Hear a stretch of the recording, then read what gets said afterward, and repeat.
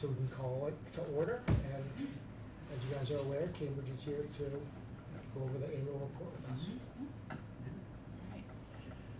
Yeah, so I don't know if you have anything else on your agenda, but if not, Brian and I will take it away, I guess. We'll let you guys go first. That way, afterwards, you can head out rather than sticking around and going over the releases that we have. Okay. Okay. Anything on your agenda? Yeah, so just very quickly, of course, you all have probably heard about Cambridge Trust's merger with Eastern Bank. So that's made, a little bit of news lately, but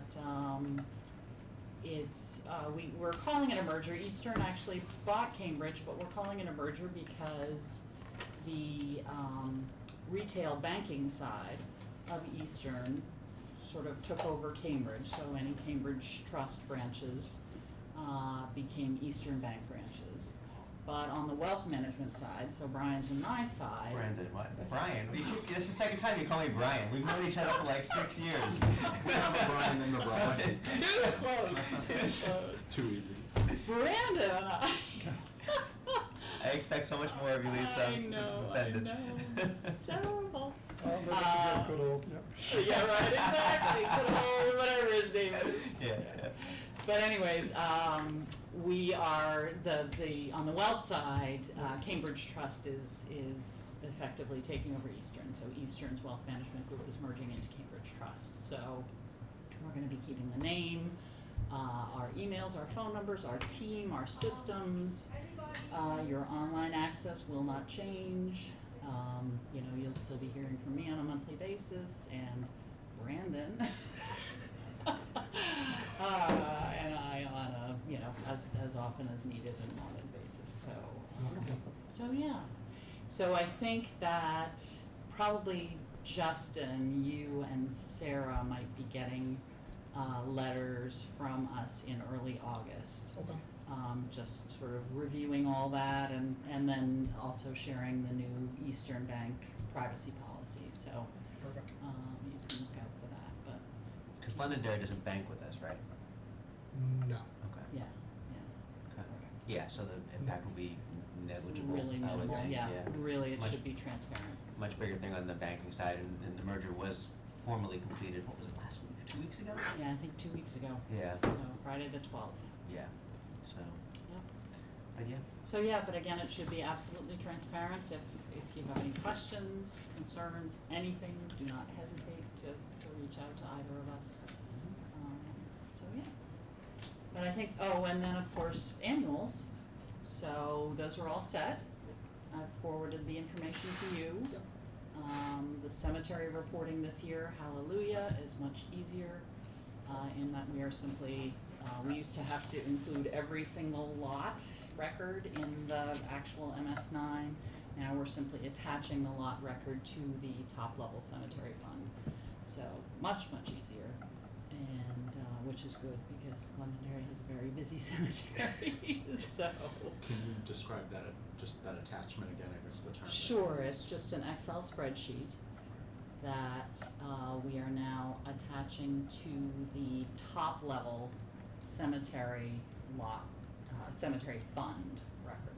So we have the top level cemetery fund, and then that is then broken down into all the individual lots. Thank you. Yeah. So we're very pleased about that. Wonderful. Yeah. One question. If something happens to Eastern Bank, are the assets that are in protected from Yes. that? So there's a wall between the both organizations? Yes, Okay. absolutely. It's actually not between both organizations. It's the fact that, so Cambridge Trust, our custody, our asset custody services are provided by a separate organization entirely. So we use a group called the SEI Private Trust Company. And so the assets are in that nominee name, although they are, effectively assigned to the town of Londonderry. So they are your assets alone, not part of the bank. So anything that happened to the bank would not affect your assets. Okay. Yeah. Yep. So, yeah. All right, and then just as a final note, again, on the annual, I added Brian's name to the reporting so that you are listed as a trustee. So we've got the current record of trustees Thank you. on the MS line, so. So that's all set for me to now enter the capital reserves and all that fun? Correct, yep. Wonderful. Yeah, so all ready to go. All right, so that was all I had. Okay. Yeah. And so, yeah, so I have a deck here as usual. We can review. Is there anything specific you guys would like to talk about today, or just kind of review the portfolio and make sure things are going the way you expect them to go?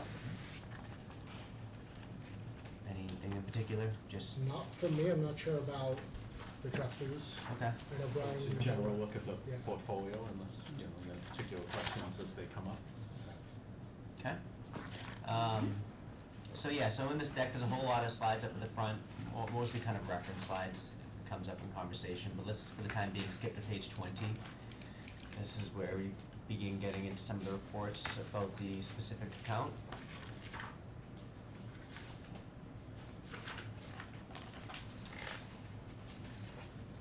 And yeah, things are going well, right? Things have been really strong across both the markets and the economy.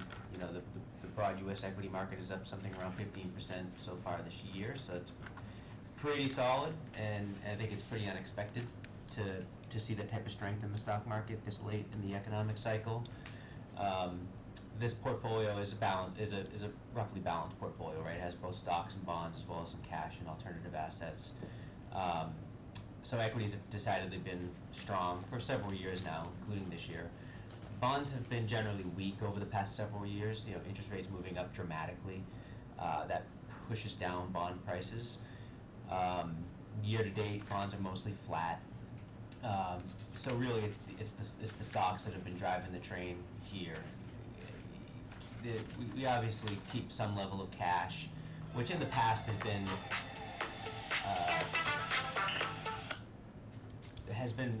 been painful to own because, you know, not too long ago cash was earning 0%, and now it's earning over 5%.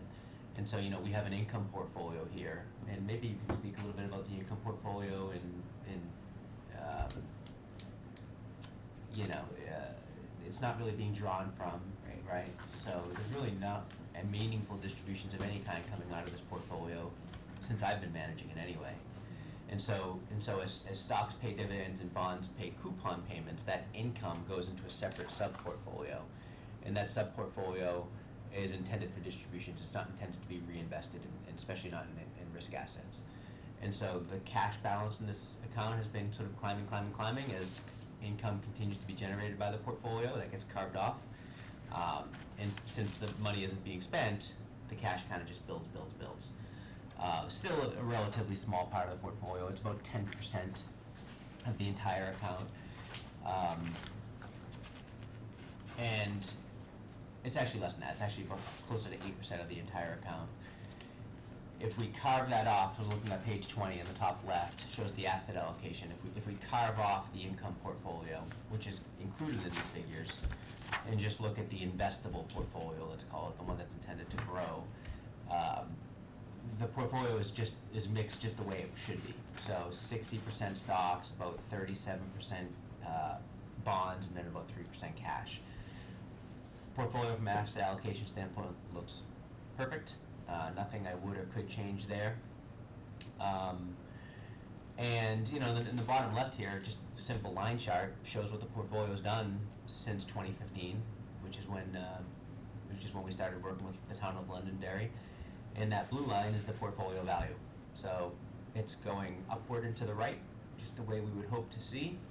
Obviously some choppiness here and there, especially around the COVID era, but things are going well. I mean, we're seeing solid growth, and because there aren't significant distributions being taken out, allows it to grow even farther. The green line on that bottom left indicates the capital invested. So you can kind of think of the green line as what the account would be worth if it weren't earning investment returns. It's mostly flat, right? You're not taking distributions, you're not really making contributions to the account either, and therefore the green line is relatively flat. You see that little bump in 2021. Presumably there was a contribution that I can't remember. Yeah, The Jake Norr I was Scholarship. gonna say the Jake Okay. Pack probably. Yeah, so that's where that went in. And, things like that, the timing was good. Markets were not quite beaten down the way they were in the spring of 2020, but still low in hindsight. So we got to invest that money and earn significant returns on that money since. The bottom right here on page 20, dollars and cents, like what has the portfolio done, how has it grown, what has driven the growth. And so we see the beginning portfolio value, meaning a year ago today, the account was worth about 1.75 million. About $18,000 or $19,000 of distributions, and that would largely be our management fees would be included in that. I'm not sure if there were any distributions like. Yeah, There's, again, yeah, it's scholarship small. fund. It's 17, last year was 17,500 for the cemetery Cemetery, yeah. maintenance, and then 8,888 for the NAR. Yeah. Got it. Okay.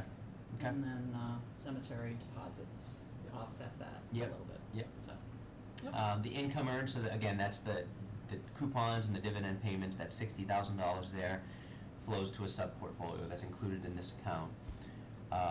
So $60,000 of income and then $135,000 of market appreciation over the course of the 12 months. So solid. It's tough to be upset with it. Comes out to an 11+% return, investment return over the past year. Better than expectations. We're certainly happy with it. To some extent, the market has gotten a little bit euphoric, which is always a cause for concern, right? Once you start getting calls from clients wanting to up their risk and add to equities and sell the safe stuff, it's kind of a contrarian indicator that maybe there's a little bit too much ebullience in the market. I would say that excessive optimism is probably the leading cause of bear markets, just because it leads to the stratospheric asset prices that people finally at one point say, hey, you know what, this is kind of crazy, I'm going to take some profits, and then it begins to snowball.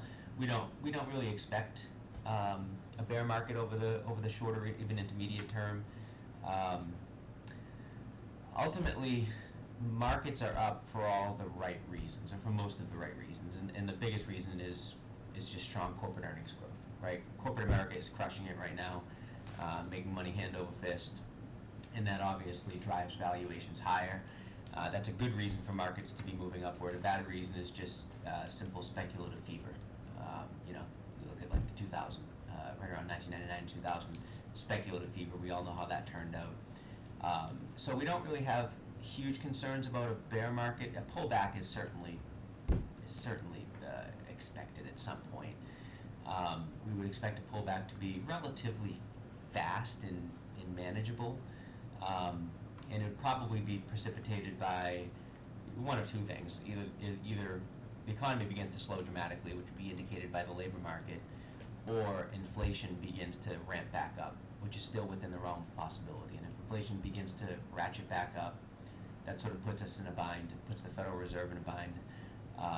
It would cause the Federal Reserve to have to put the brakes on the economy, which usually translates into lower asset prices. But neither of those things seems particularly likely at this point, so we're comfortable with the level of risk in the portfolio.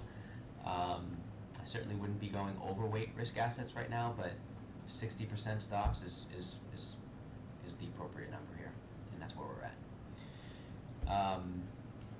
If you flip to page 22, just more information on returns, and this breaks it out not only over different time periods, but also the different major components of the account. So different time periods from left to right in the major asset classes from top to bottom. And so you see that top line 1 year return of the 11.22%. You can see the year to date, which is through June, of over 6%, and then 3, 5 in inception returns after that. And then you can see each of the individual asset classes, how do they contribute? And it's pretty clear that equities have had the lion's share of the returns, and that's what's been driving the portfolio as of late. Not even as of late, since inception.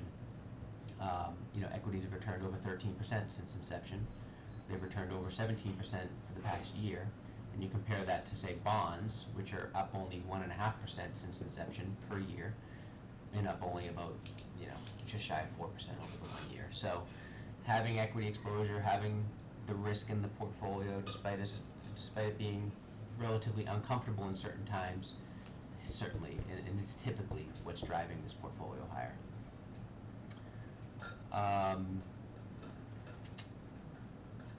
Next page, percentages are only helpful to some people. Other people prefer to see dollars and cents. And so the next page shows you, okay, the dollars and cents, what's been driving the portfolio's value higher, and to what extent.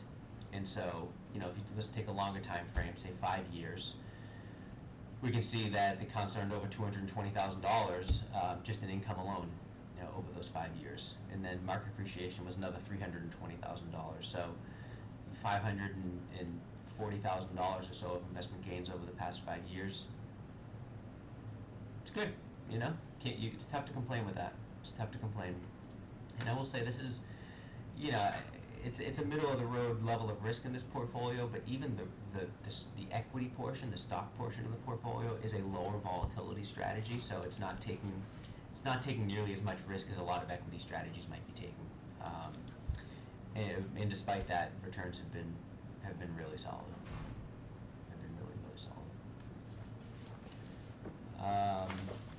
Next page gets into some of the individual holdings in the portfolio. What's worked over the past year, what hasn't worked. In the top left on page 24, you see the top 10 performers over the last 12 months. Broadcom, semiconductor company, is the top performer, 88% return. We've recently trimmed and taken some of the profits on that. We still have a position in Broadcom. We still love Broadcom. But, it's been a good run, and you don't want to get greedy. So taking some chips off the table with Broadcom, reallocating into some of those securities that maybe haven't participated to that extent. Other notable contributors here to the portfolio, Progressive has been a great company. We did sell that one entirely. We took our profits. We redeployed the profits. Costco continues to crush it. A couple banks, Bank of America, JP Morgan, and so on. Bottom performers,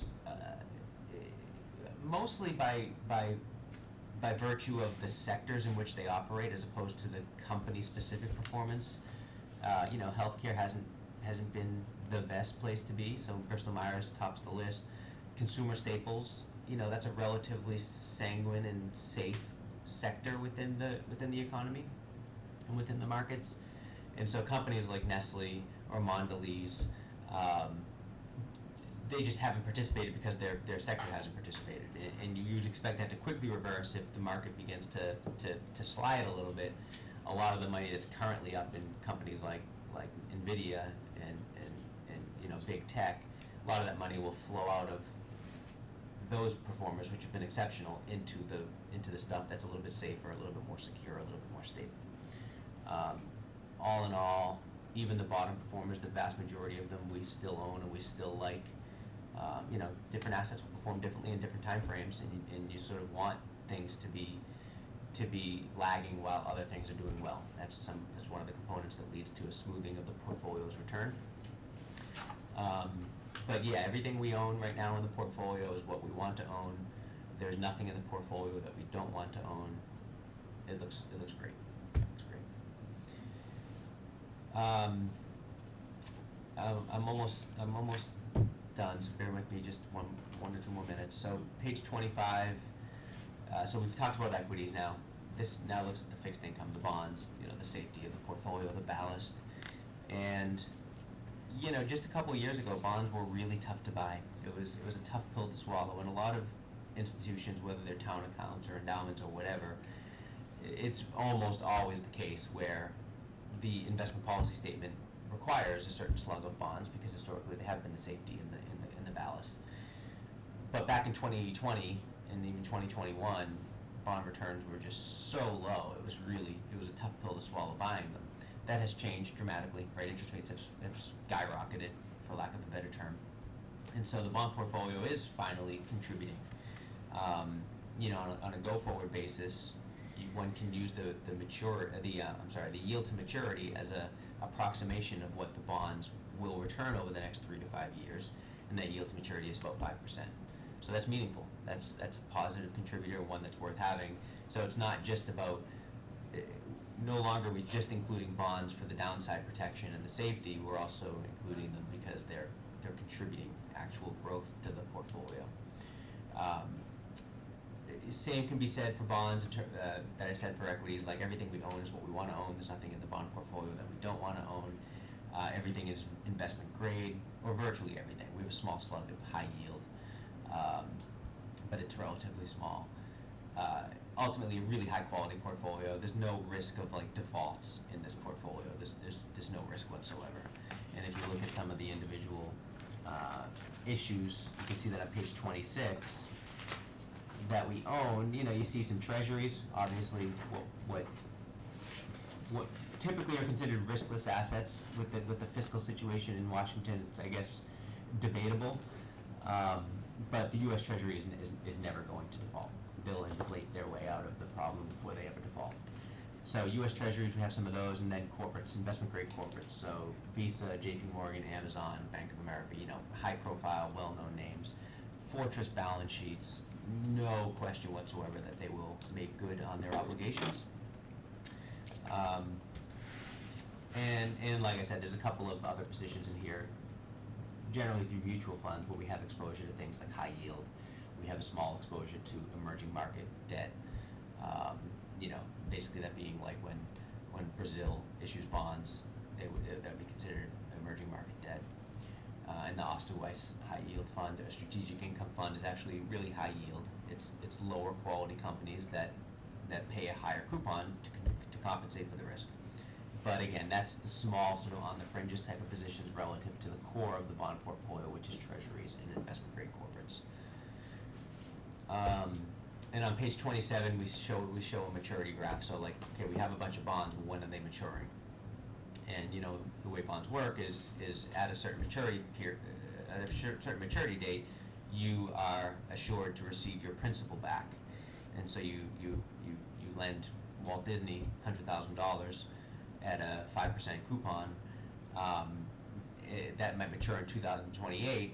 In 2028, you're going to get your $100,000 back, and over the years up to 2028, you're going to get your, in this case, $5,000 of income each year. But so we have some maturities. Basically, this is roughly a ladder, right? So you have maturities sort of spanning from the relatively short term. Stuff is maturing in 2025. It looks like about $100,000, and then some in 2026, 2027, 2028, and so on and so forth. And one of the primary reasons you sort of stagger things like this and you build a bond ladder is because it's tough to predict what interest rates are going to do. And so if interest rates, say, move up from here, you want bonds that are going to mature very soon so you can take the proceeds and reinvest it at the higher interest rates. And so that would argue for front-loading all your maturities so that they do mature in, say, 2025 and 2026. But then the opposite could potentially happen, where interest rates fall, in which case you want some stuff that's locked in at the higher interest rate now, and you don't want to have it mature and reinvest it at the lower interest rate. So you do stretch some stuff out to 2032, 2033, and so on. Things look good here. I have no concerns at all. It honestly looks spot on. It looks like a 7-year average spread here. I'm just looking at the. Yeah. So one of the metrics that you use to sort of come to a single number that gives you a sense of your average maturity is Yep. called duration. Duration is at 4 years, and so. And that's on page 25. Yeah, that's back on page 25. You can kind of think of duration has many benefits, but one of them is it's an approximation of what your bond portfolio, how the value of the bond portfolio will change given a move in interest rates. And so what a duration of 4 tells you is that if interest rates were to move down from current levels of, say, 5% down to, say, 4%, they move down 1%. For every 1% move in interest rates, the portfolio's value will increase by 4%. That's how you can interpret duration. So duration of 4 is an approximation of the change in the bond portfolio's value given a 1% change in interest rates. 4% is right on top of our target. I'm sorry, not 4%. A duration of 4 years is right on top of our target. Our benchmark has somewhere around 3.9 years of duration. And so that sort of indicates we're neither making a bet for rising interest rates or for falling interest rates. We're sort of neutral on our interest rate expectations. Does that make sense? Let me try asking the question. Yeah, please. If the average duration is 4 years, Yes. I would expect then never to see nothing in 2 years. That's very elegant, but I think you know what I mean. Yeah. There is no maturity in the graph for 2030 and 2031. So it looks puzzling to me. I thought it was the other way because it appeared that the recurring graphs seem to be 25 going to 32, 26 going to 33, but so I just don't. You can kind of think of it like a seesaw, and this isn't a perfect analogy because it's more complicated than this. But if you think of where the fulcrum on a seesaw would be, if you were to draw a seesaw here, and some maturities are sitting on one side of the seesaw, and then you have the fulcrum, and then the other maturities are sitting on the other side of the seesaw. 4 years is the point at which it makes the seesaw balance. Okay, so the maturities that are happening south of 4 years are perfectly balancing the maturities that are happening after 4 years. Okay, so this isn't an output measure. An output measure. I'm thinking that, I'm getting, at least I thought I was looking at so much market value. Yes. I'm turning that into money, Yep. each of those years. Dollars, yeah. Mhm. So, I understand the balance thing. Yeah. I just, okay, So let me another complicating factor in this is because it is really complicated. So you have certain bonds that are bullet bonds, and that means they're going to mature at a certain time at some point in the future.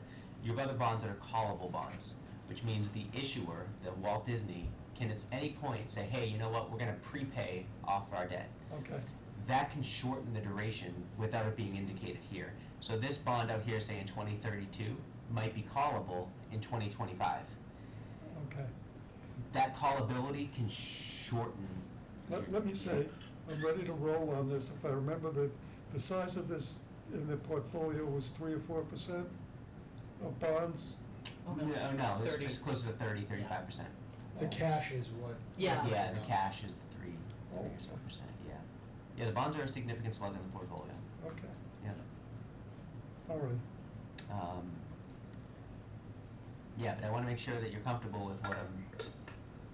Oh, I don't want to be comfortable. Yeah, go ahead. So Okay. if that's, quick question, so Yeah. if that's, we're looking at that as a fulcrum of things balancing out, Yep. then obviously without the graph continuing, we would expect some maturity in 34, 35, maybe even 36. Potentially, Assuming things but aren't again, called early, you things like can't take this for face value because that tall bar in 2032, if that's callable, you kind of have to take some of that bar and put it back over here on the left. You know what I mean? Okay. What's most important here, the sort of the takeaway here is that the ladder, the fact that we have maturities at different years throughout the next 10 years, and the duration of the portfolio indicates that we're not making a big bet on interest rates. If we were going to make a big bet and we said, hey, you know what, we're 100% sure interest rates are going to come down from here, we would be front-loading, we would be back-loading. We would be pushing as much stuff out as possible because we want to lock it in. Last as long as We want you to lock it can. in, right? It's like you're choosing between buying a 6-month CD or a 5-year CD. One of the things you're asking yourself is what are interest rates going to do? And so we generally don't play in the interest rate prediction game because it's a remarkably difficult game to play. We will around the edges, but we tend to stay relatively close to our benchmark duration. And that's where we're at right now. We're basically right on top of our benchmark duration. We're not making any big bets. Whether interest rates move south or move north from here isn't really going to bite us either way.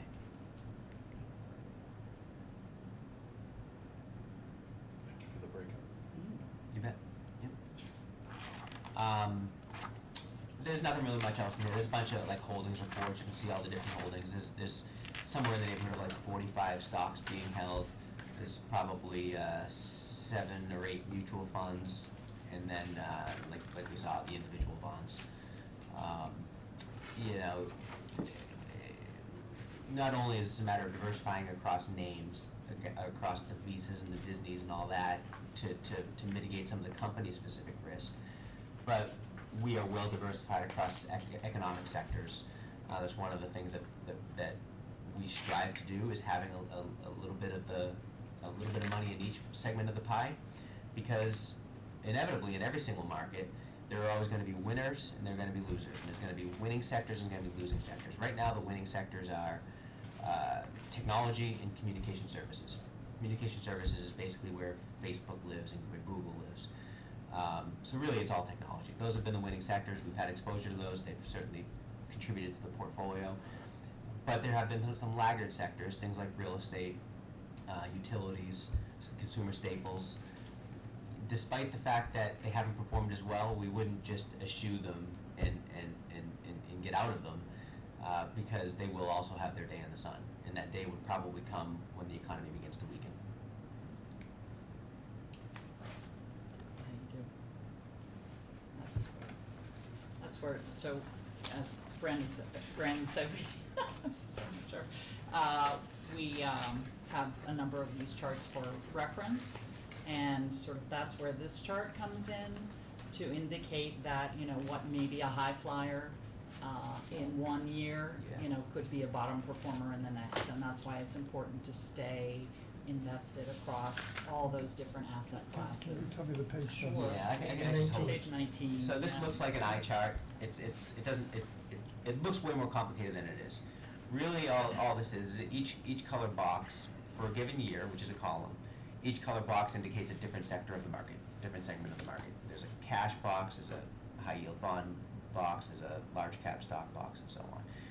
And so what I typically do is I just ignore all but one color. All right. So let's take large cap, which has been the high flyer this year and last year, and ignore all the other colors and just look back in time at where that light green box is. Sometimes it's at the top, sometimes it's in the middle. It's very rarely at the bottom, to be honest. But then there are other asset classes, commodities, dark green. Just phase out all the other colors and look at dark green. Dark green is all over the place. Sometimes it's at the bottom, sometimes it's in the middle, sometimes it's at the top. That just sort of indicates that there's not just one segment of the market that anyone wants to be invested in, right? Depending on the scenario, depending on the environment, where we are in the economic cycle, different parts of the markets will perform better than other parts. And it's one of the reasons that we tend to not make huge and sustained bets on any given part of the market, because what was great to own last year is oftentimes not great at all to own this year.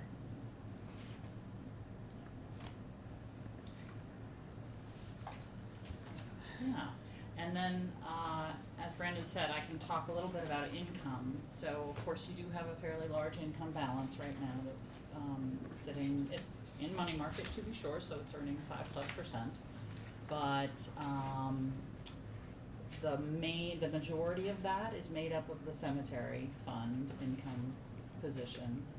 Of course, we have to keep that segregated on the MS9s because that's what you have to spend in the trust funds.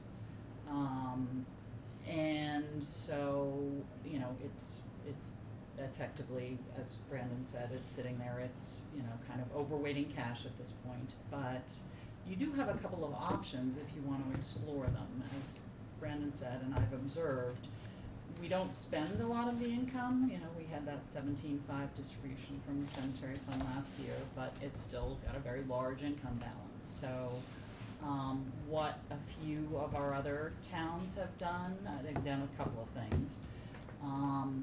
We can buy an asset, an actual asset, and it would probably be some sort of fixed income asset, whether it's a treasury bill or a bond or something like that, CD, in the income portfolio.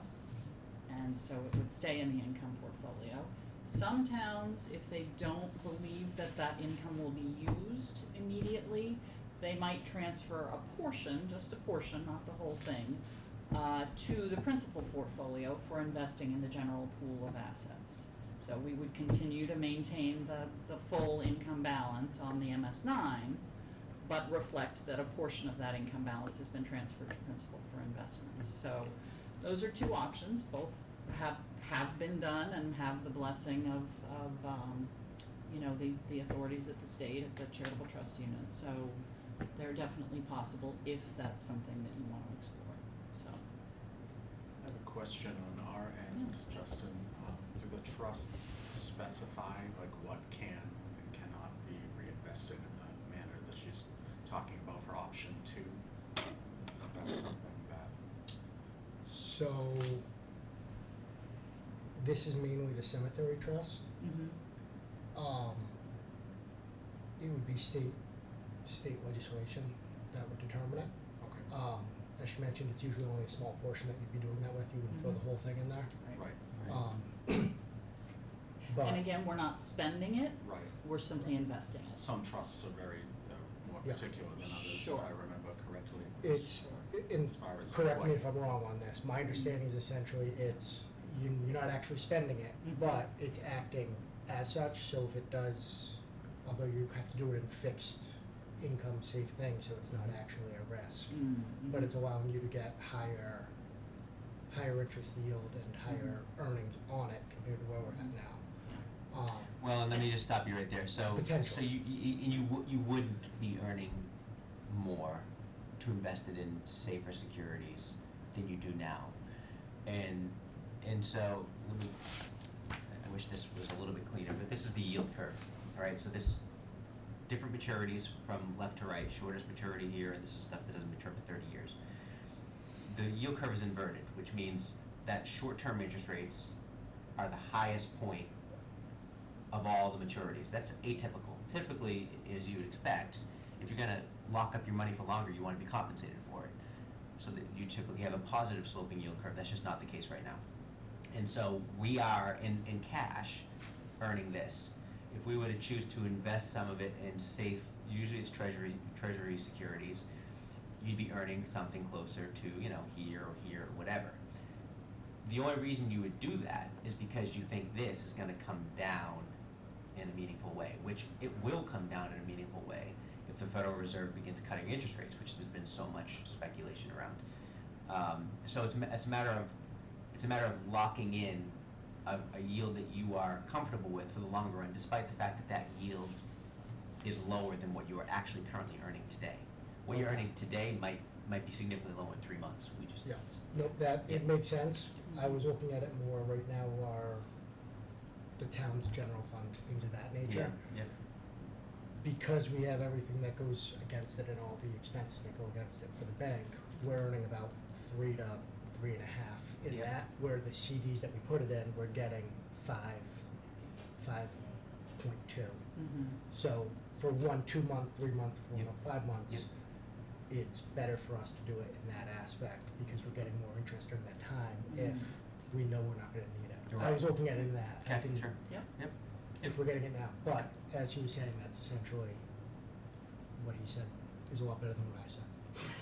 And that's obviously. And that's why we pay him to do this. Yeah. Right, but all in line with our investment policies, credit, ultimately, if And that's gonna.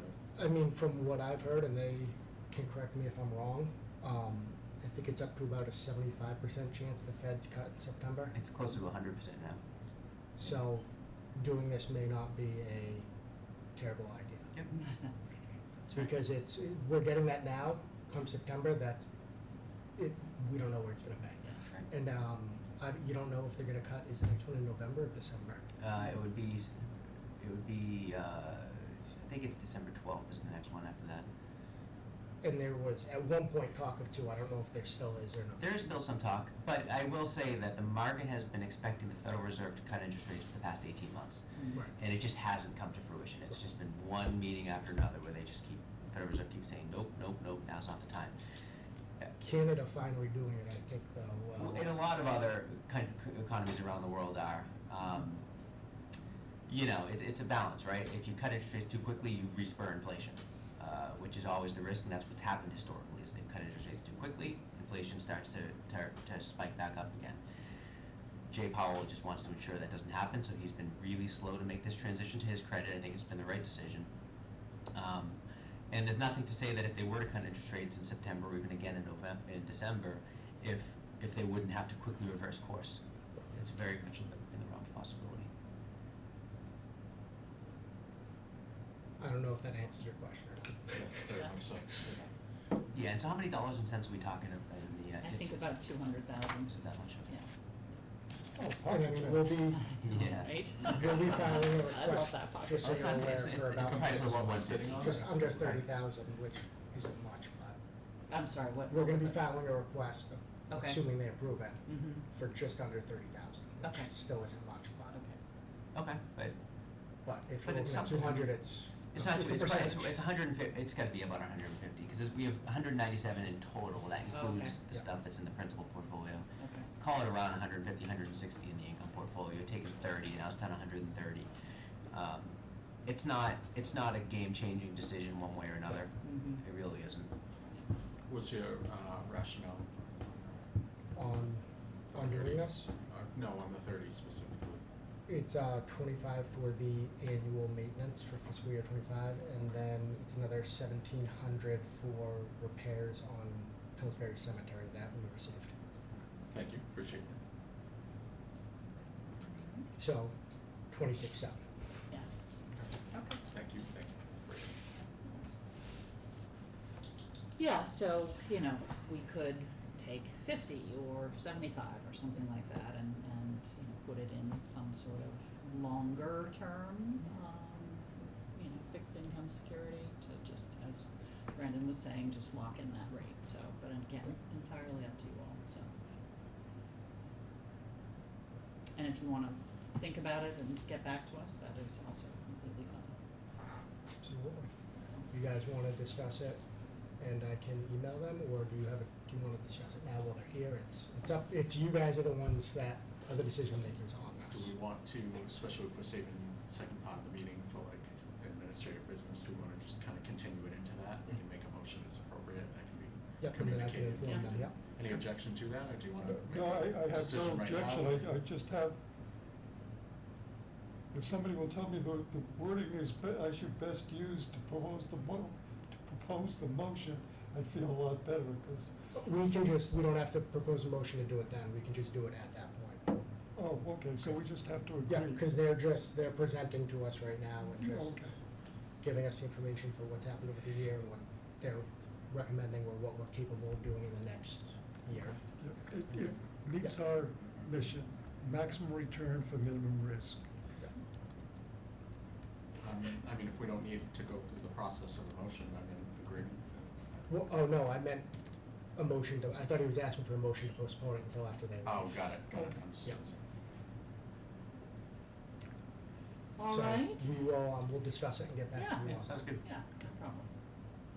Thank you for the Alright. overview today. Yeah, Good, you bet. absolutely. Happy to do it. Good to see Don't you imagine the again. discussion will be too long afterwards. Right, yeah. Do you have any idea of what the rates would be roughly? So if the Federal Reserve cuts interest rates, it'll be by 25 basis points, right? So right now, the Fed funds rate's at 5.25, good down to 5, so you just 0.25%. And then if they did it again in December, it'd go down to 4.75. I meant for, if we were to, If say, we were to put invest in- 50,000, what the rate Oh, we'd be looking. well, it depends on how far out you wanna lock it, so right now, the only thing earning more than 5% is a security 6 months or shorter, right? So I don't really see any purpose in doing this for a 6-month maturity. I think if you're gonna kind of lock in an interest rate, you should do it for probably 2, maybe even 3 years, depending on what your, depending on how far out you can predict distribution needs.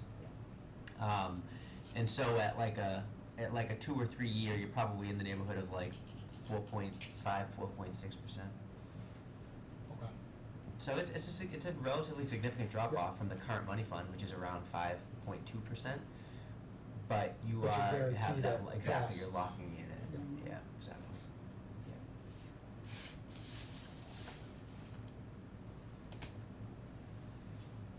It's a lot more enjoyable talking about being able to do it for 2 to 3 years, because operating I can only do it for the longest it's a year. Mhm. So Of course.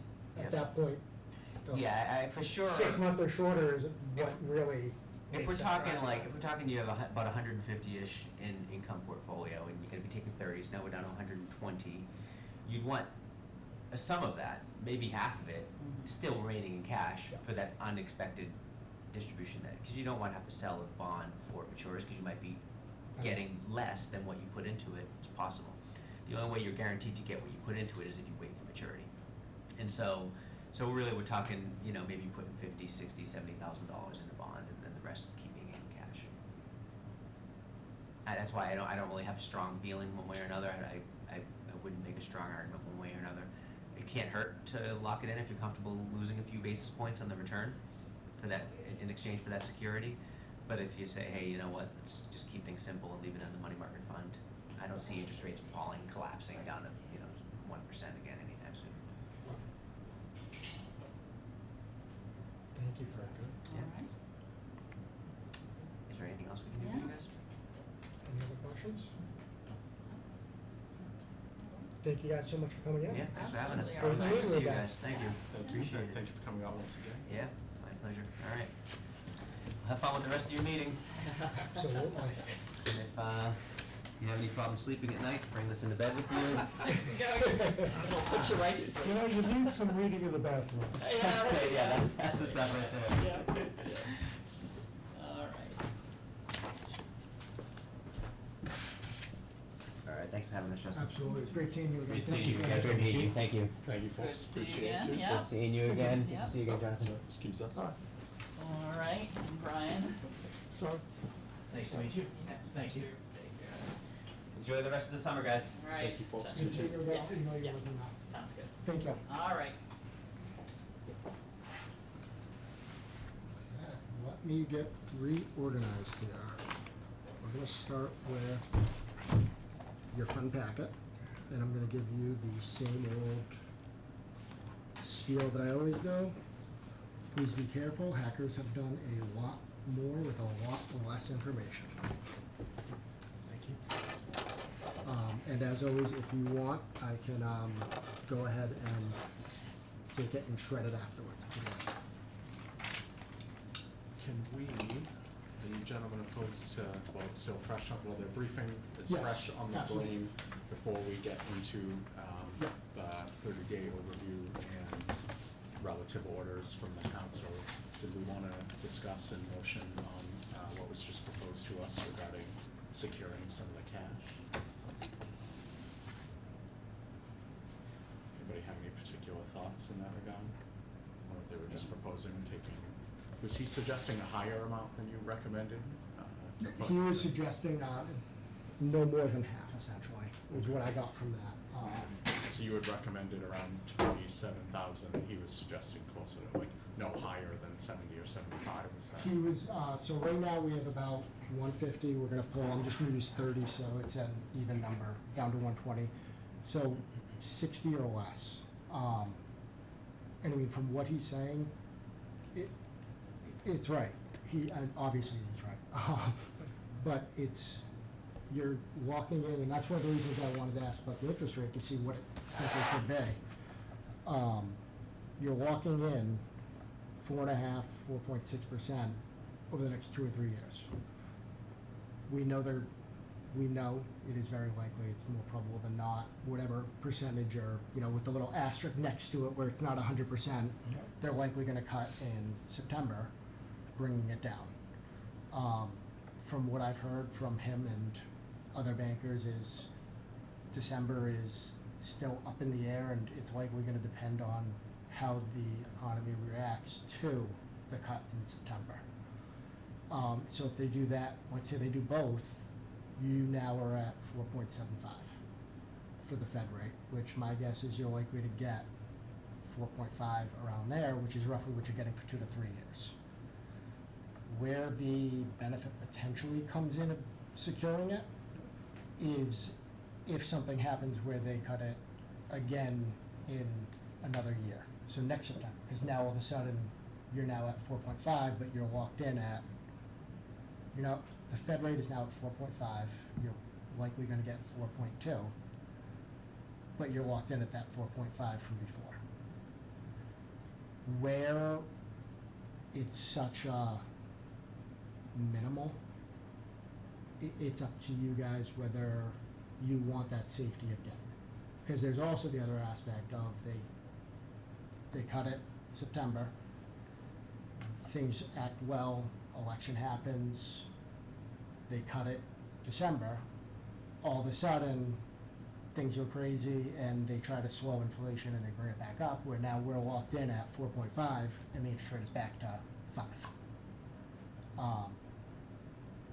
So it really depends on what you guys want to do in terms of that aspect. If you want to lock it in now and assume things are gonna work out well and go that way, or we don't have to decide this. You don't have to. I guess the best way to put it is, this deal doesn't go away. The interest rate may drop, it may increase. That may happen, but after the rate, we could reach back out and say, hey, what is our current cash rate? What's the current 2-3 year rates, and make a determination at that. And we're still only talking a portion of cash, which is still only a small portion, very small portion of everything we're managing. Right. So And that's what you're saying, is that, it's not a decision to essentially lose sleep over. Is that kind of what we gathered? Exactly, and you look at it, and we historically haven't really spent much more than, this year is the highest year we're drawing on the income. Because last year, if you remember, we increased from 17.5 up to 25, because the contracts for mowing and the maintenance and everything went up. The fences are deteriorating, so that's why we have that 1,700 one.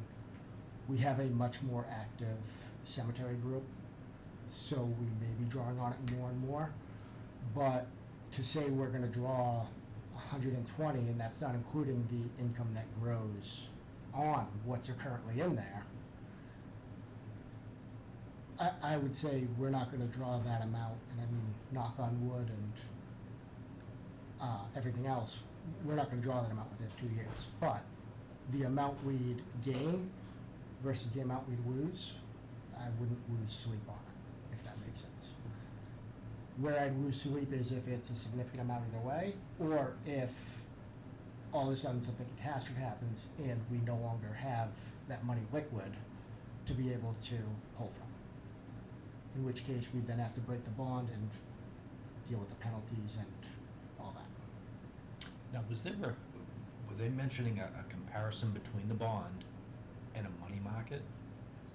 So that's, the money market, I think you said we were getting about 5% right now. Okay. So the cash is sitting in a money market getting 5%.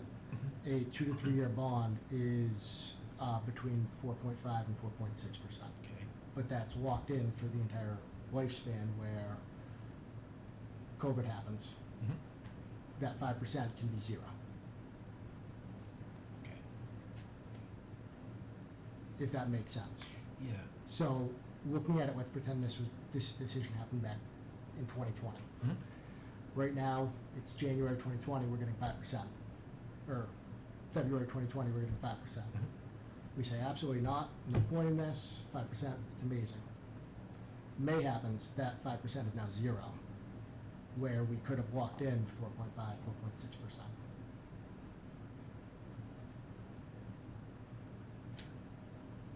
What would drop the money market to 0? I guess I don't follow. That was a dramatic, extreme example. Okay. Essentially trying to say the 5% isn't guaranteed. Okay. So it's 5% today. Mhm. After the cuts, it won't be 5% anymore. It'll be 4.5 or something like that, which is still within this realm, which is why it's not. So it almost tracks that, but we could lock into this versus the money market, which, Depending could on. the money market go up? Yeah, Okay. As opposed to this, we're locked. correct. Okay. So that's essentially where you're getting the security of knowing you're getting 4.5. Let's assume they cut both times. So you're now at 4.75. That's, we're in July, let's say August, so that's 4 months out.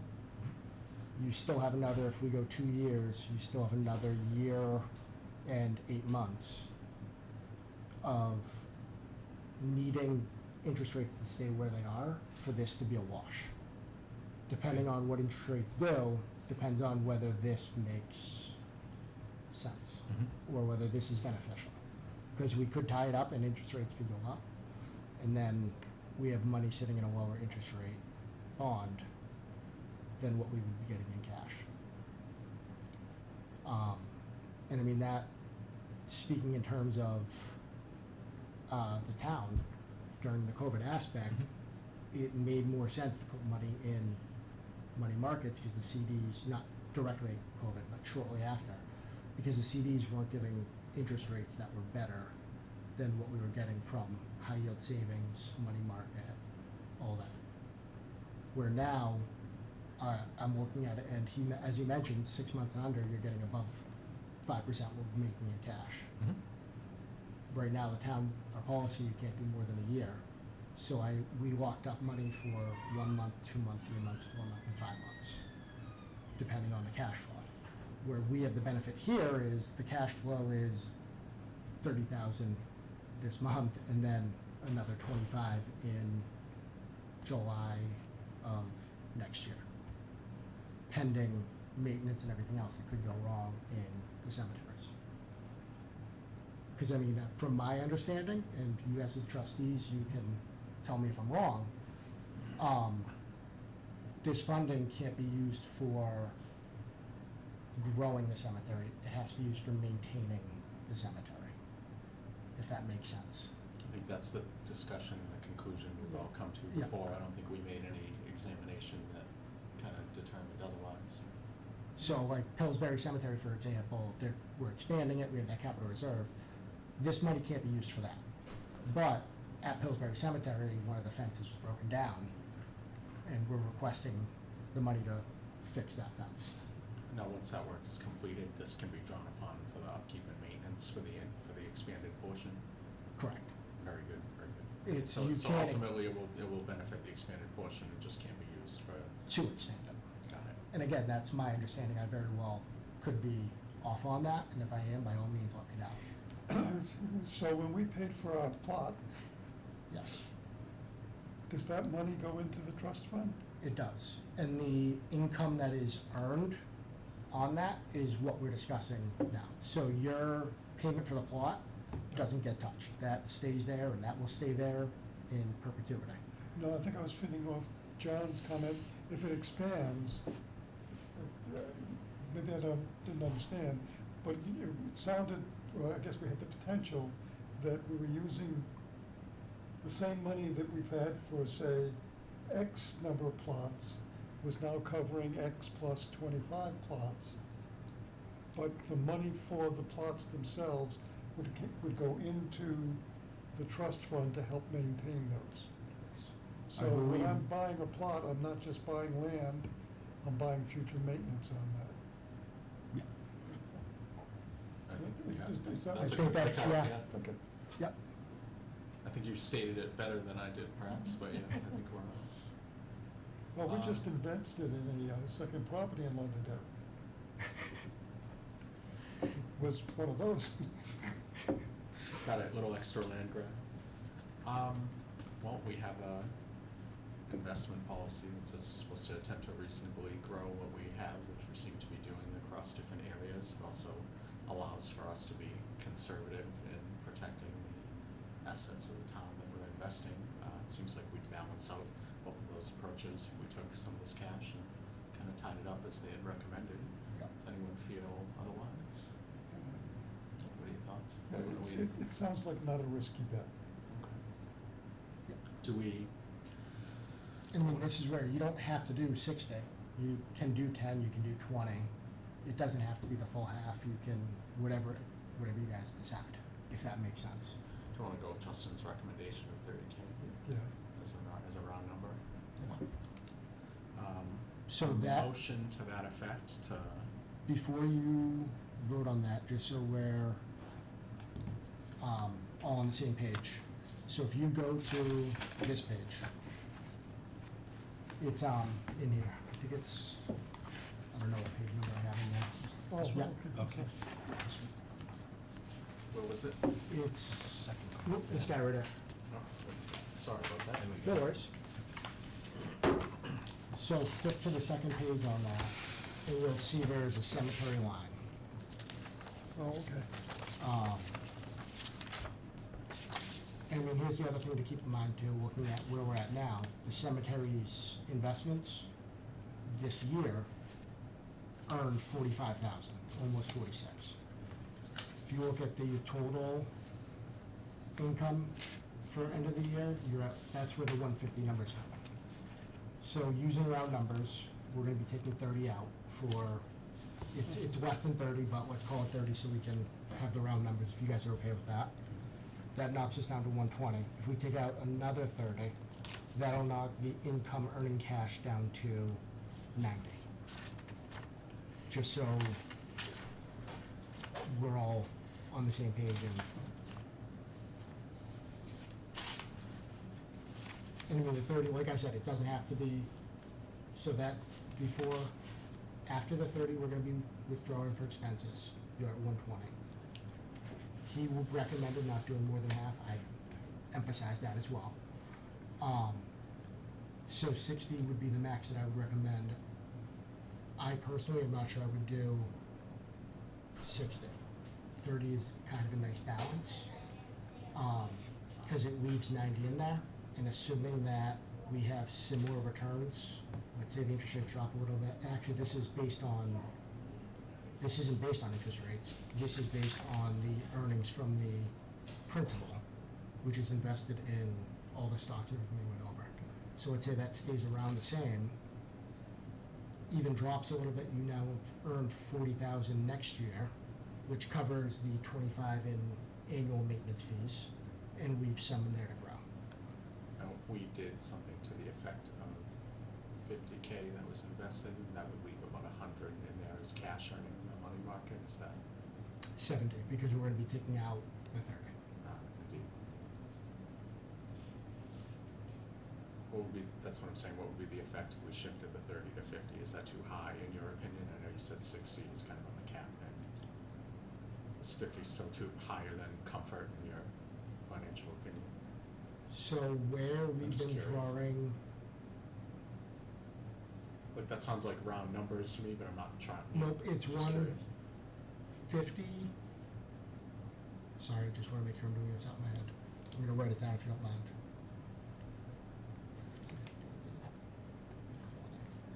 So 50 puts us at 70.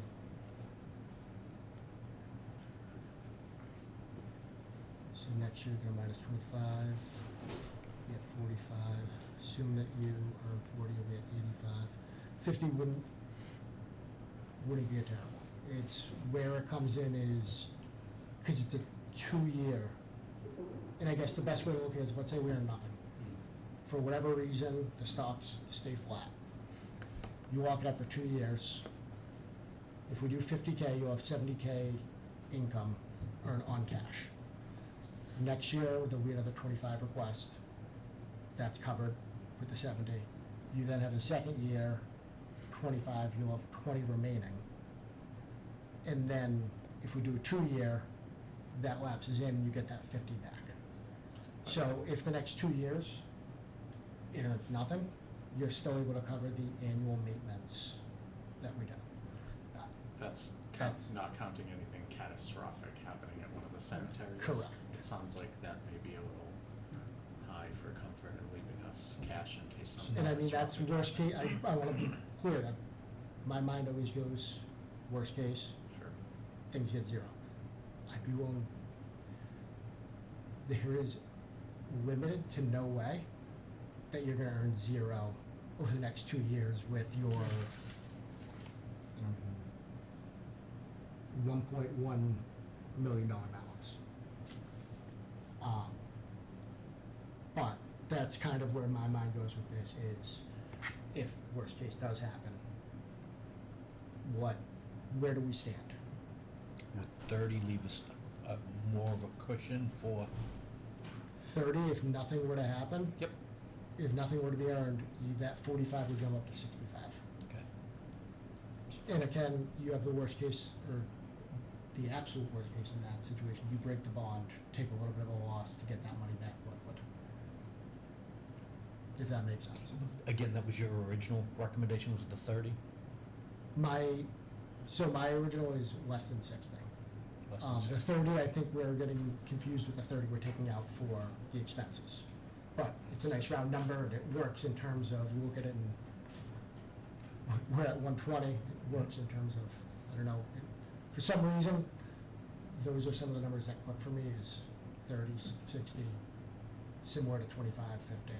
That does seem to leave us more of a catastrophic cushion than if we Yes. increased it, so. It's a nice halfway. And I mean, here's the other thing too, is, let's say you go with the 30, you can revisit this in however many months and say, all right, well, let's do another 20. If that makes sense, where it does, I mean, you can do 10 now and then essentially see if we can, Okay. it's up to you if you wanna kind of spread it out as well. Because again, even, excuse me, just like to say the 30 now, and then see what the election brings, what Right. either stability or chaos the election could potentially bring. But we Right. can revisit that for a higher amount at that time? So the 30 would be locked in, Correct, but correct. you'd be able to We use could that go remaining additional. income, yeah. Perfect. Which is gonna keep gaining, and then if things go favorably after the, let's say, the rates do climb, then, you know, that's separate funds that we could invest even at a higher rate if things were to go constructively. Mhm. I'm in favor. What are your thoughts? Yes. What would a motion to that effect sound like to empower you to? To authorize me to instruct Cambridge, do you want 2 or 3 years? What are our thoughts? I was thinking originally 2. Okay. Again, any recommendation on that also? That one I'm not 100% sure because it's, we'll put it like this, if 3 years 4.6 Mhm. and 2 years 4.5, I'd go 2 year, that 0.1 is not. Getting it liquid again, in case something were to happen, is more important than that 0.1 is gonna earn me over 3 years, if that Okay. makes sense. Mhm. But that's just, they gave us the range in that aspect, so. But it would essentially be to authorize me to, request Cambridge take 30,000 out of cemetery income earned and invest into a 2-year bond. So I would make a motion to empower Justin as our bookkeeper to work with Cambridge Trust to take 30,000 from the cemetery income and to A 2-year investment, let's say. place that into a 2-year investment. Mhm. Could we cover all the appropriate I bases? believe so, just in case, I said bond, I'm not 100% sure if it'll be a bond or a CD, Okay. and I don't want that to be the hang up where now all of a sudden we have to wait and rates get lower and all that fun.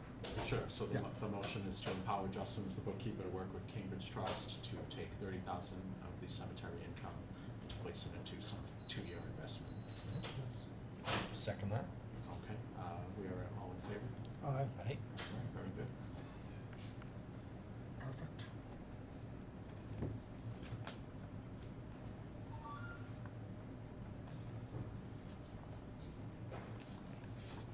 I heard you on your concern on how we would construct that. It took me a minute to formulate it in my head, even with his assistance also. So I think we covered all the bases, though. I think so. Because that's where I hesitated too, where it's, well, I don't actually have the authority, but if you're authorized, I think we're good with that. All right, next thing, we're gonna do this, and see if we can improve how I did it last time. So, this is a request to withdraw from the fire department equipment capital reserve. Thank you. We want to do,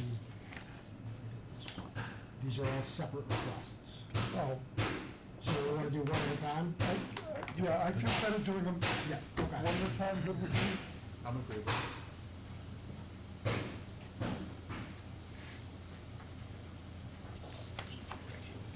So look at it.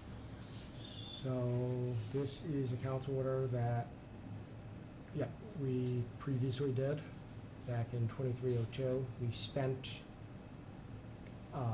it was authorized for 173, and we've already spent 117, so this is the remaining 44, or not remaining, but an additional 44 on that withdrawal. So when we get this and you guys authorize it, Yeah. we pull it as we spend it rather than pulling it all and then spending it. That way it stays in the fund and earns a little more interest to move forward. And that is 2023-02.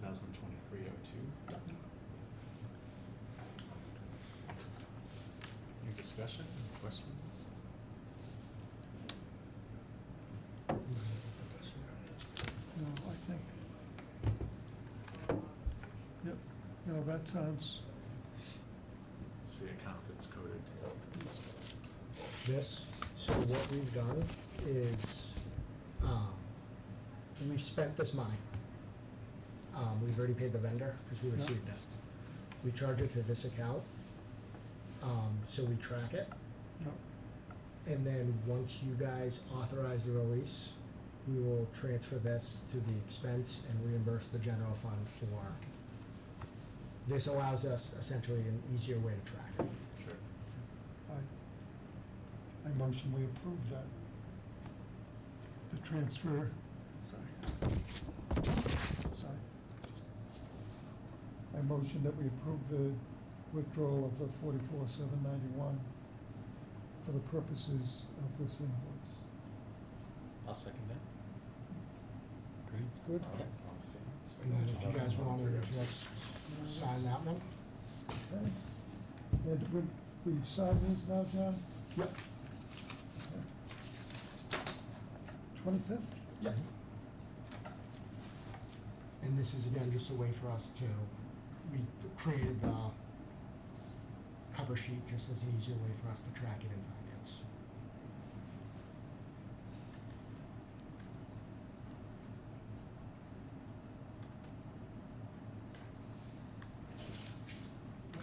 Thank you.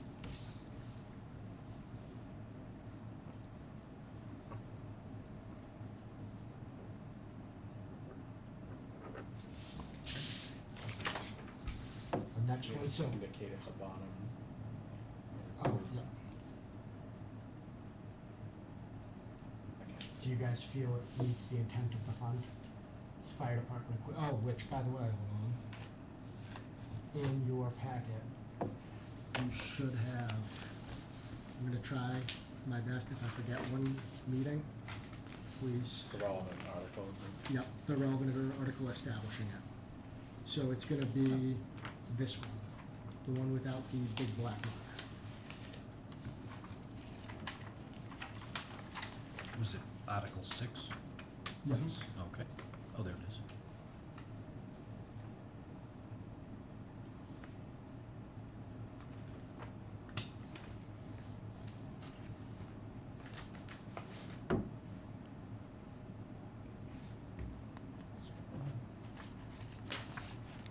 I already motioned to pass it, but I do think, upon retrospective look, that it meets the intent of the Okay. capital fund.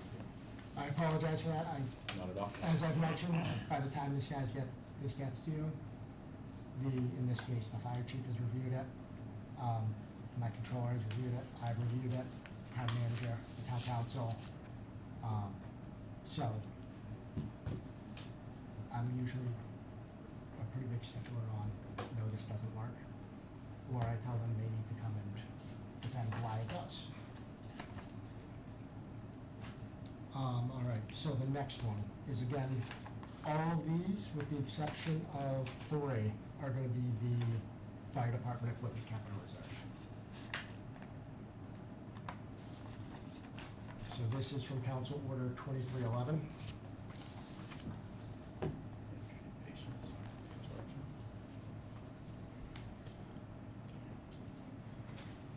Sorry. No, I'm not. It's 202-311. Yep. Excuse me. Yep, we're recording. Thank you. Oh. at my decimal point of, okay. Just $520 Mhm.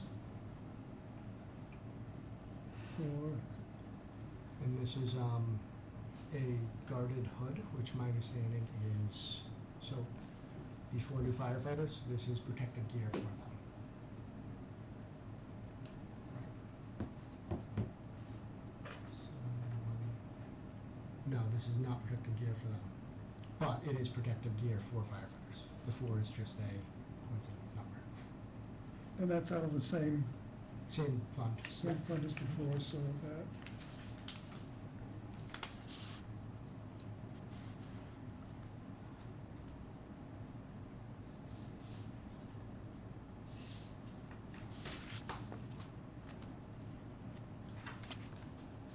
Okay. Good. I propose that it meets the intent as we just examined. Very good.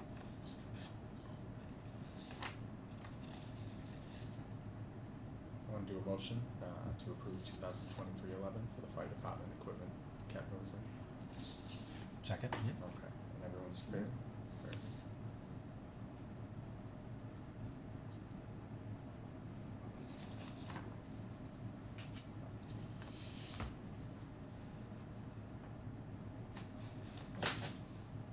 Pointy end down.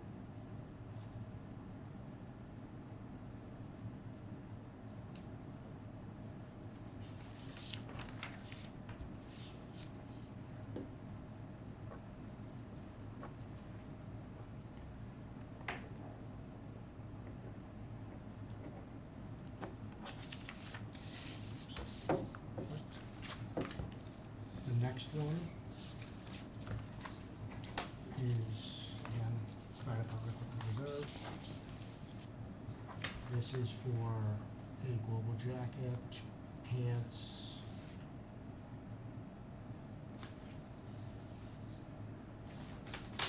And this is the invoice here, if you want.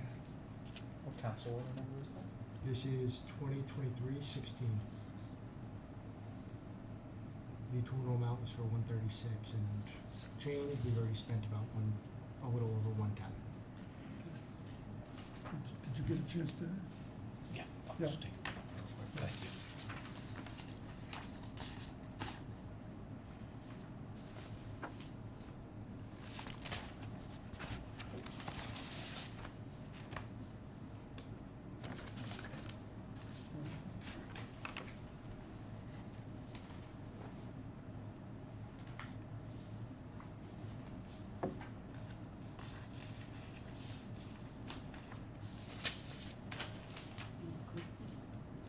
All right, very good. We feel it meets the intent of the fund. I do. Second or? Very good, very good. All right, so I'll do a motion properly to approve 2023-16. Second? All right, everyone's in favor?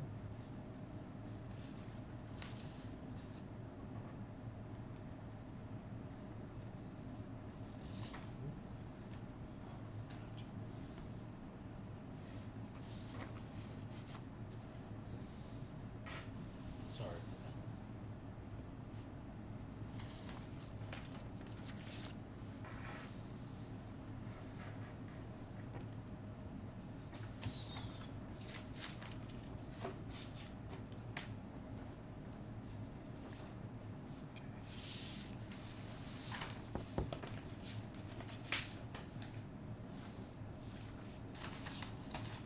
Alrighty, we have another fire department equipment.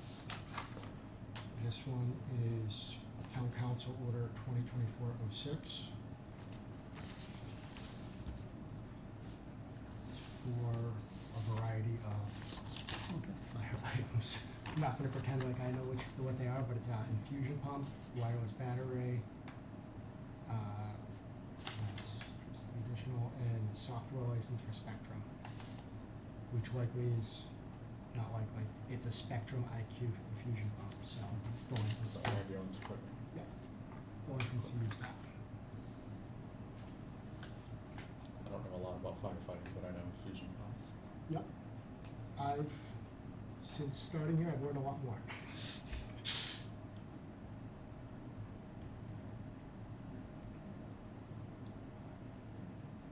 again, I think it meets the intent. Agree? I only wish we could get the gold, no.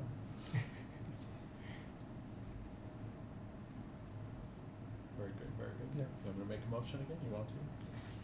Second. Okay, I'll make a motion to approve 2024-06. Any seconds? We're all in favor? All in favor? All right, very good. And while you're waiting to sign, this next one is the cable equipment reserve.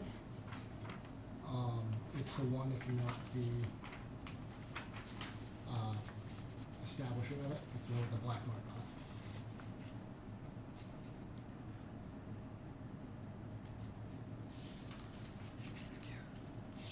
It's order number. This one is 2024-10. What's the establishment of that fund? Is that what you're saying? No, this is, if you're looking for the establishment detail.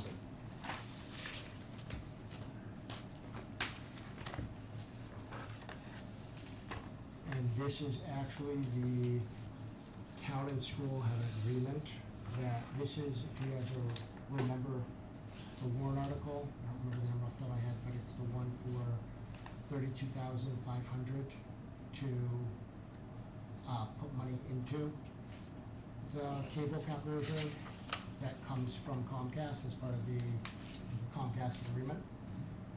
We have an agreement with the school district that we send them $8,000 for them to maintain their, is it WEO? The WEO side of the cable access. Okay. That's this article here, 5. Do these have to be signed by them, or? So the real copies are, Oh, okay. these are just, yeah.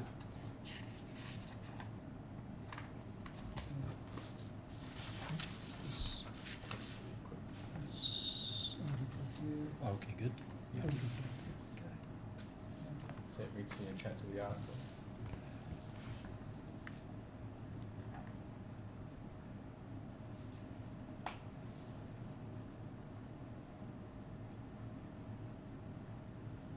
Did you mention something about 32,000? So that's, we received from Comcast as part of our arrangement, 32,500 for the purpose of public access television, some weird language on it. Okay. But it's, the reason I mention that is that's the warrant article that you'll see every year that has a zero impact, that a perfect example of having to do things just to do them. Okay. Is, we have to have that even though we're getting it from an outside source and it can only go to that purpose. So we have to put it in there if we want to put it in the capital reserve. So a capital reserve essentially, you need authorization from the public to put money in. So even if it's, say you pass away and you wanna, hey, I wanna donate $100,000 to the fire department to put in capital reserve. Mhm. We have to get approval from the voters to take that money and put it in. I don't know what would happen if they said no. Okay. In this case, I think the money, we'd either have to spend it immediately within that fiscal year, or we'd have to give it back to Comcast. I'm not 100% sure on that, but that's my understanding up to probably about 90%. Thankfully, the voters have never rejected that. Good. Absolutely. In good faith. Exactly. Very good, very good. Yes, and this is just a withdrawal of the 8K. Yep, so we send it to the school district.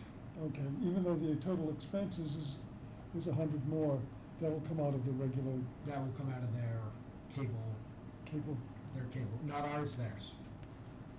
Okay. In agreement, all seems in order. I'd make a motion to approve 2024-10. Second? Okay. Third. Everyone's in favor? Very good. May I? Come on. Or you can first.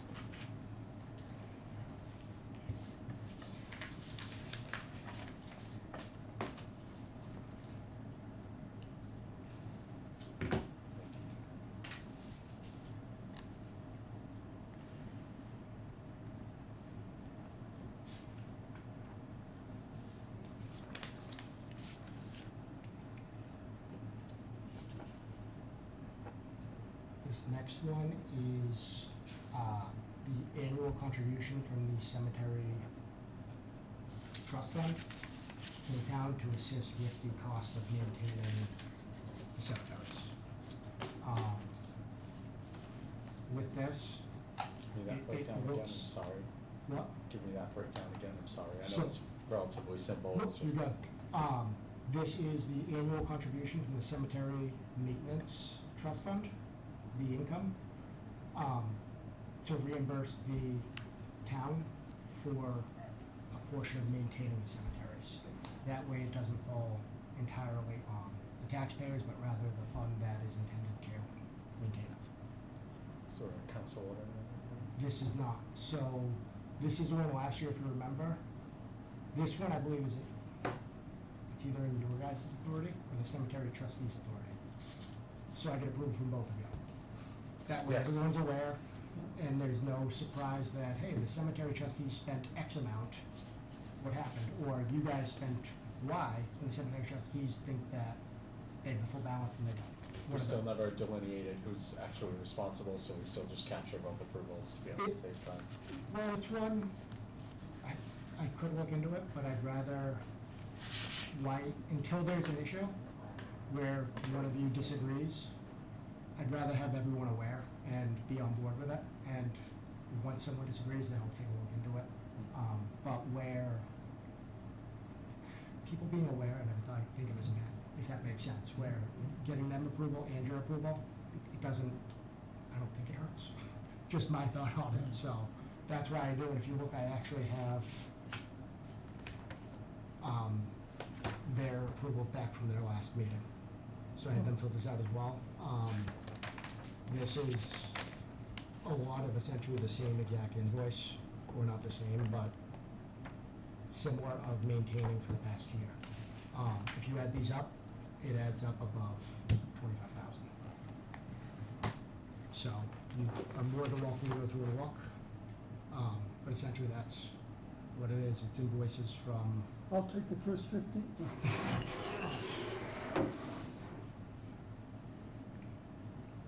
I'm good with this. I don't feel the need to scan through every invoice, I think this is more than So a reasonable, yes? it's our usual. and like I said, this is the annual contribution. We upped it last year from 17.5 to 25 to kind of be more in line, because the 17.5 hadn't been increased in, I don't remember the exact amount of years, but a decent amount of years. And with how much everything else has increased, the contracts on mowing, maintaining, not winterizing, that's not the right word, but I'm not a landscaper, the pre-season stuff and the fall cleanup type situation, it is more in line. So we're motioning to make an annual $25,000 contribution from the cemetery trust funds to offset the town's expenses for FY '24. Did I articulate that correctly? Second. Agreed? Yeah, we are in favor. Very good. We'll just figure out how to record that.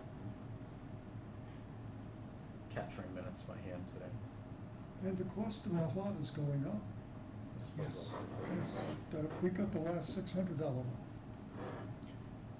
At the last meeting, they had voted to increase it. The town, Londonderry was for a while cheaper than a lot of the surrounding areas, so they did some Right. research into the Yeah. surrounding areas and brought it more We're in gonna line. go there this weekend and have a picnic. There you go.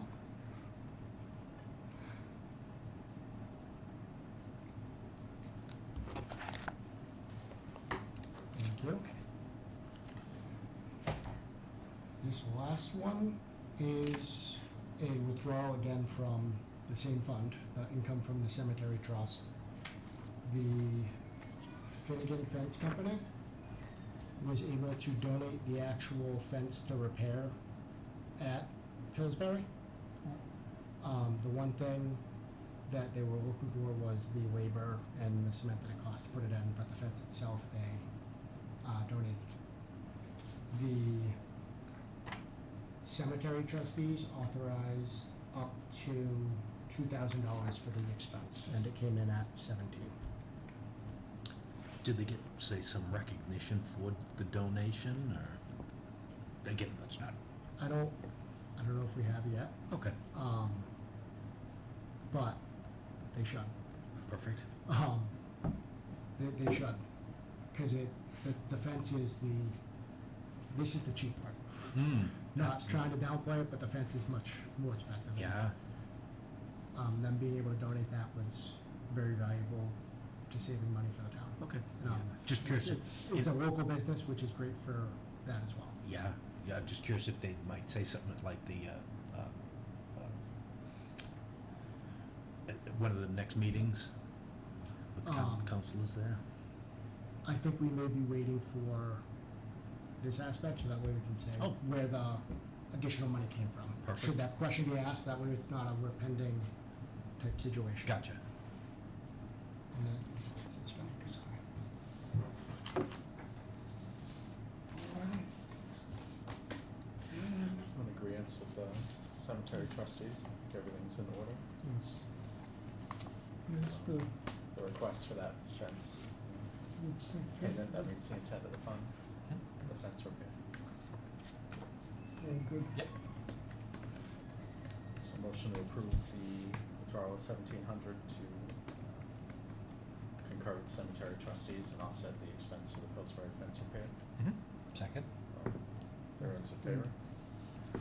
Very good, very good.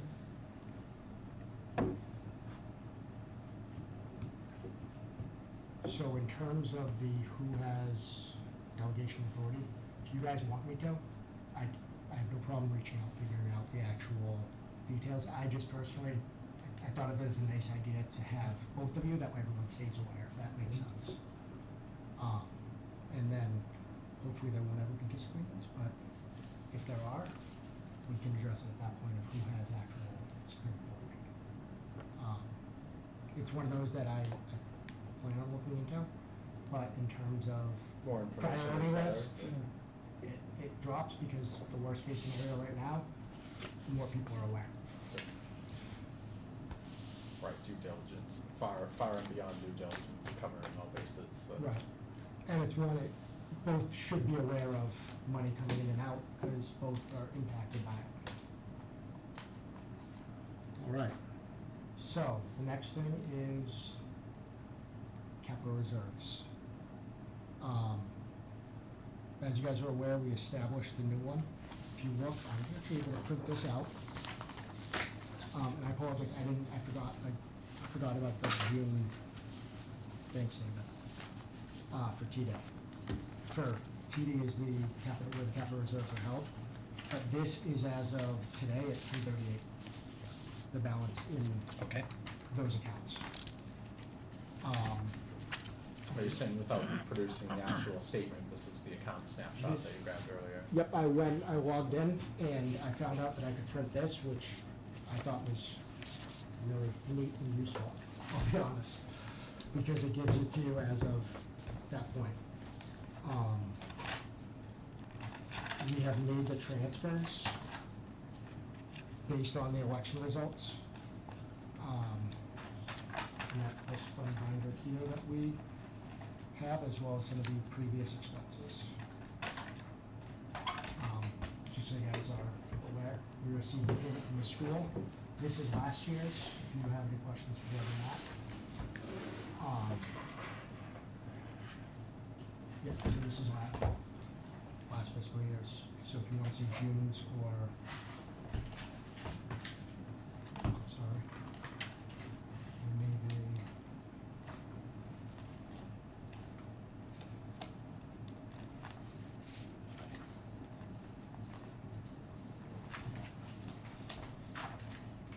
This is just your paper documentation of the transfers that you Yeah. made on our behalf after Yeah. after the March election. Yep. So because I don't think any of them were 100% UFA. Either way, it was done in July, not March, the new fiscal year. But as a result of Yeah. the March elections, but done into the new fiscal year. Yeah. Got it. Comfortable with that. And I mean, you could, if you were to look at May versus here, you could likely see not likely, you would be able to see the increase.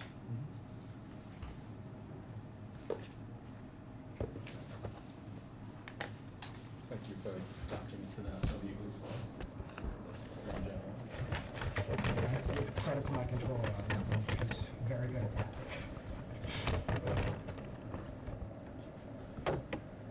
The other thing I wanted to touch base with you guys on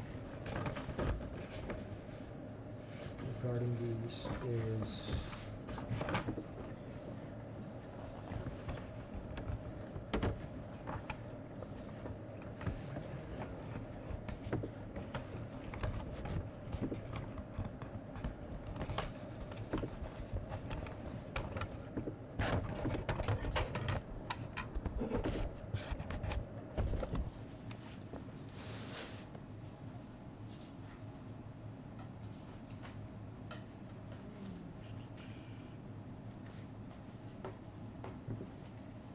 this was easier when we didn't have to break it out between the two.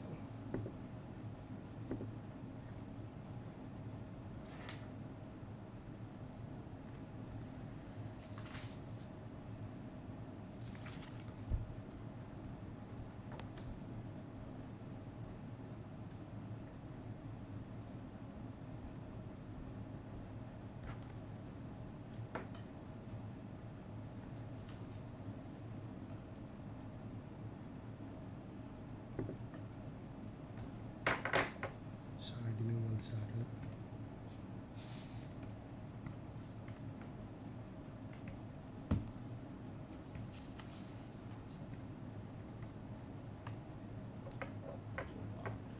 So between the town and the school capital reserves,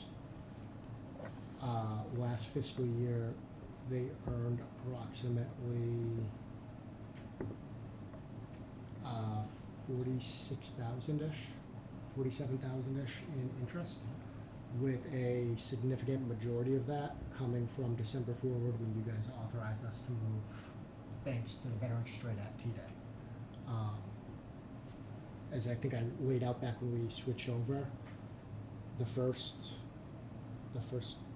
5 months, 5 months, July through November, you were getting about 110 to 130 per month. In December alone, where we switched over when we switched over, not on December 1st, I don't believe. I think it was like the 4th or 5th. I don't remember exactly, but within there, that earned about $5,000 between the two.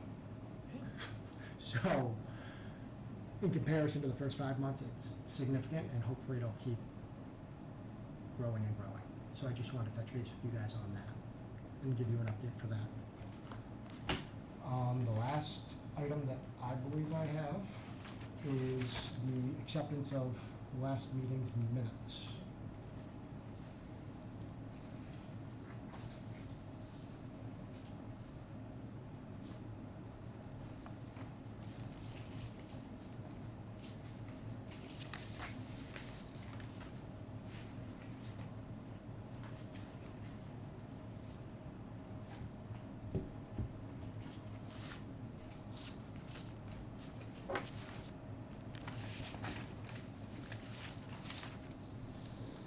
Should I make a motion to approve the minutes?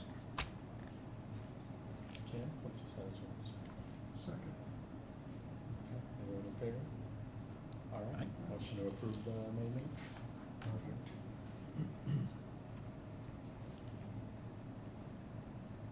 And then setting our next meeting. Recommendations on timeframe business will need to be conducted.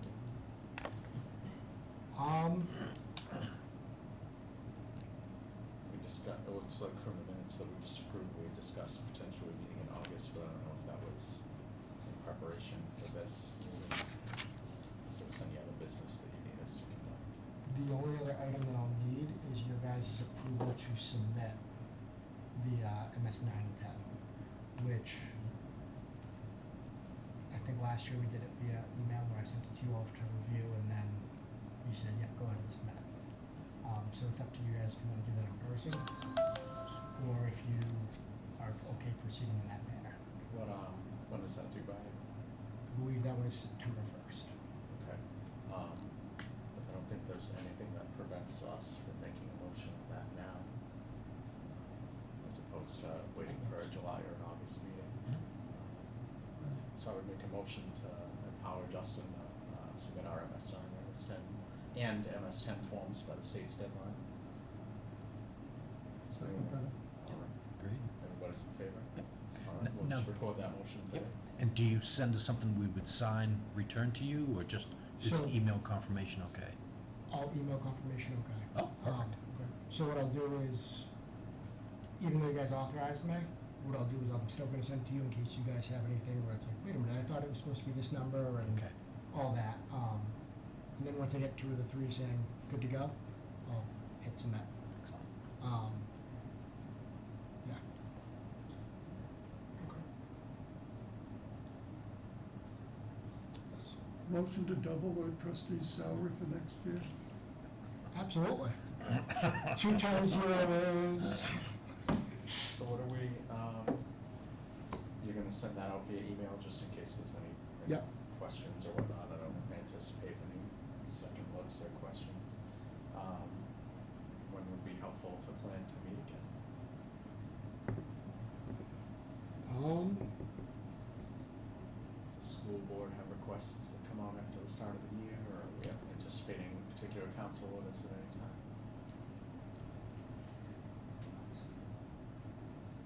Not at this time. I'm trying to think of any other deadlines that may be coming up. That's the big one, is that in terms of request, we'll have some here or there, but they don't need to be issued instantly. The school historically has held on to the request until April, May, or June, and then submitted them all at once. So it's up to you guys if you want to meet August, September, October. I'd just like it after the 21st of September, Okay. because I've got my senior information expo, and that's gonna take some time between now and then. I would be agreeable to meeting in October. It's 3 months out, but if we're not gonna have significant business to conduct until, Yep. does that work? And I mean, worst case, if something comes up, I'll send you guys an email and we can set up a meeting at that point. Mhm.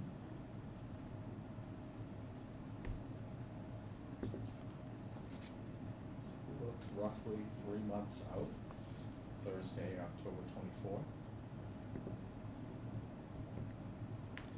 So Objections to that date?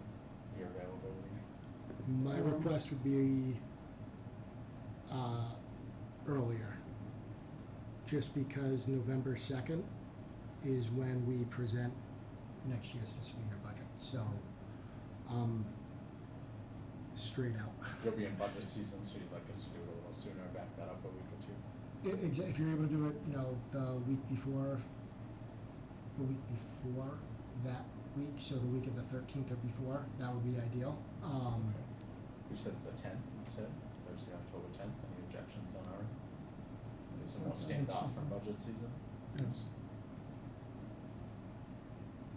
Just those last 2 weeks before I present, it's triple, quadruple checking, verifying, and every little change I can make and savings I can find and all that fun stuff.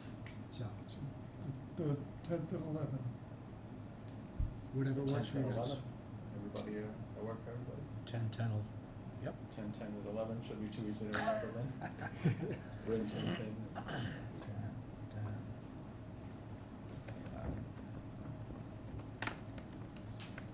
Almost seems like we should start at 10, doesn't it? Yeah. 10, 10.